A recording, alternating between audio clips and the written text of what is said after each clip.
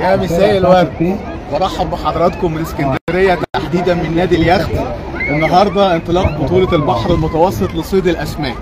عايز اقول لحضراتكم البطوله قويه جدا جدا، يمكن دي بعض الانواع اللي اصطادوها الفرق المشاركه النهارده في البطوله.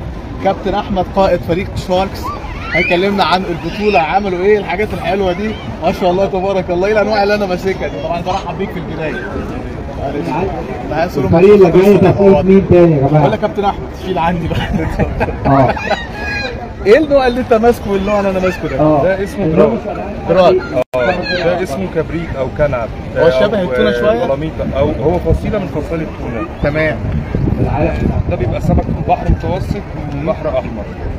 يا جماعه السمك اللي هيتوزن البطوله دي انا عايزك تكلمنا عنها، شاركتوا فيها ازاي؟ اهميه البطوله ديت، بتقضوا وقت قد ايه في اليوم؟ كام ساعه تحديدا؟ الحاجات دي كلها. يعني البطوله بتبقى مثلا من الساعه 6 صباحا لحد 6 مساء. تمام.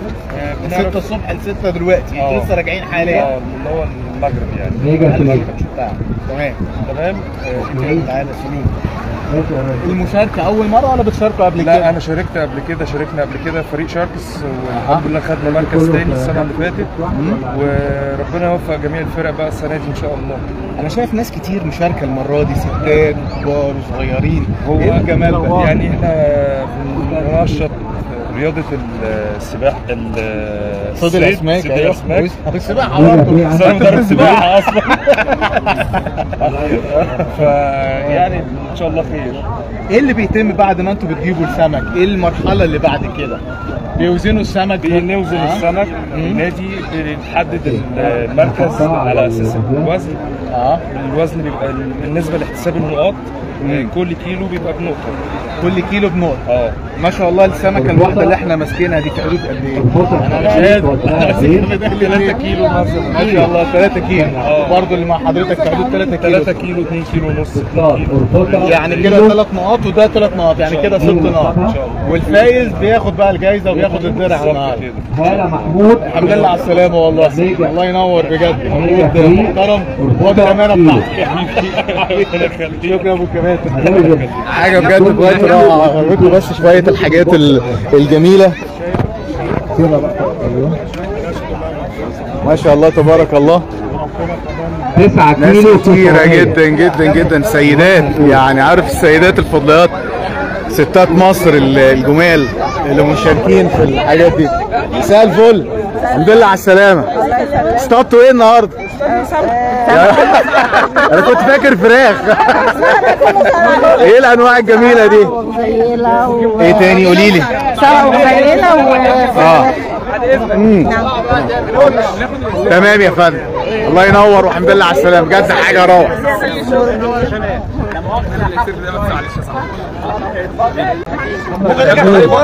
ايوه. وصل دلوقتي فريق نادي الصيد، ما شاء الله احجام جميله برضو معانا. شكرا مع حضراتكم. ساعدنا كابتن نور. الحاجه الجميله دي معاك ما شاء الله. كابتن نور برحب بيك.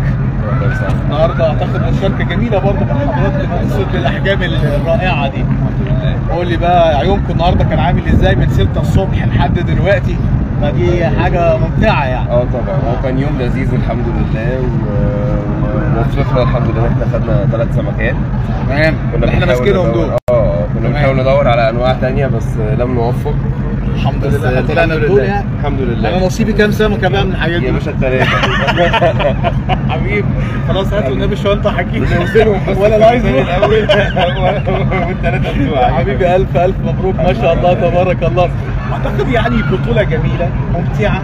الاجمل من انك انت تطلع السمك ان انت تشارك فيها ويا الصحبه ويا الحبايب في الفرقه بتاعتك. كلمني عن الاجواء الجميله اللي انتوا يعني قضيتوها النهارده من 6 الصبح لحد دلوقتي الساعه 7 الا ربع مساء. هي الاجواء الجميله باينه علينا اهو، محمرين الشمس خالص، اتشوينا الحمد لله، بس الجو كان لذيذ يعني. صحيح. والتيم اللي معايا كله ناس جميله، فكان يوم حلو الصراحه. بيقيموا ازاي الفرق في البطوله يعني النهارده؟ هم بينادوا عليا. طيب ماشي جاي لكم. هم عامه مخزون السمك صح كده؟ وكل كيلو بتاخدوا عليه نقطه.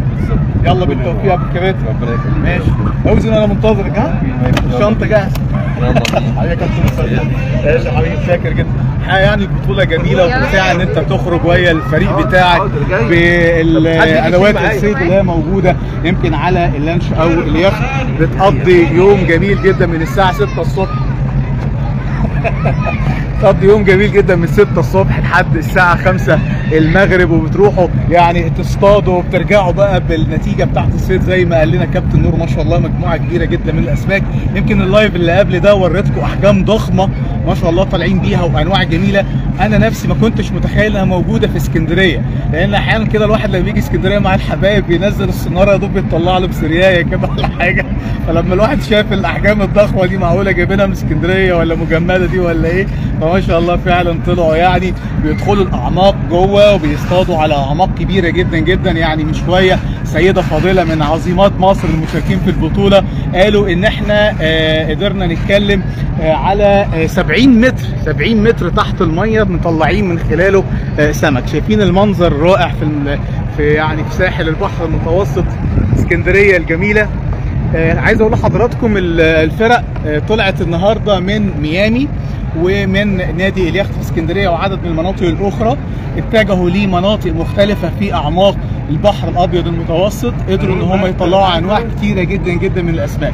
الناحيه الثانيه اللي هناك دي اللي بيوزنوا فيها السمك، يعني كل فريق بيجي بياخد السمك بتاعه وبيروح على المنطقه ديت اللي من خلالها بيوزنوا الاسماك وبناء عليه بيقيموا الفريق بالنقاط. يعني مثلا كل كيلو من كل نوع بياخد نقطه، وبناء عليه بحد ادنى سمكتين من كل نوع. يعني مثلا انا مطلع 4 سمكات دراجون بتاخد بس نقطه على سمكتين، وكذلك الانواع الثانيه. عايز اقول لحضراتكم السيدات العظيمات احدى الفرق المشاركه النهارده في البطوله طلعوا 50 كيلو سمك من انواع مختلفه. عملوها الستات، كنا عايزين نقول عملوها الرجاله بس النهارده عملوها الستات في بطوله البحر المتوسط لصيد الاسماك.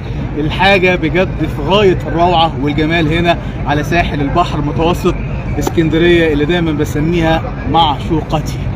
مبسوط اني موجود في اسكندريه مع كل الفرق الجميله دي. وفي النهايه لازم اشكر اخويا وحبيبي نجم التصوير السينمائي مدير التصوير عندنا في صدى البلد الاستاذ حكيم. شكرا ليك يا حكيم، تعبت معايا النهارده، كتر الف خيرك بجد. يعني يوم رائع وميرسي جدا لك يا حكيم. انت ايه رايك في اليوم النهارده؟ يوم جميل طبعا. حاجه زي الفل، والجو كمان جميل جدا يعني. شفتك ما كنتش حابب تمسك الاسماك قوي يا حكيم. لا انا ما بحبش السمك. ما بتحبش السمك؟ لا مش كيف. ما بتحبش ايه تمسكه ولا ما بتحبش تاكله؟ لا ولا ده ماليش فيه خالص السمك بصراحه.